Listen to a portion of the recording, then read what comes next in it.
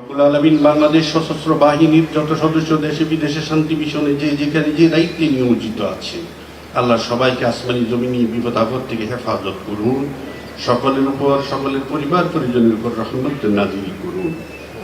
আয় আল্লাহ, আমাদের দেশের সার্বিক শান্তি সমৃদ্ধি দান করুন, আমাদের দেশকে ও দেশবাসীকে হেফাজত করুন। আয় আল্লাহ, আমাদের ভুল ত্রুটিগুলো আপনি ক্ষমা করে দিন। রব্বুল আলামিন আমাদের দোয়াকে আপনি কবুল করুন। রব্বি রহমহুমা কামা রাব্বায়ানি সগীরা। ربنا تقبل منا إنك أنت السميع العليم وتب علينا إنك أنت التواب الرحيم. آمين برحمتك يا أرحم الراحمين.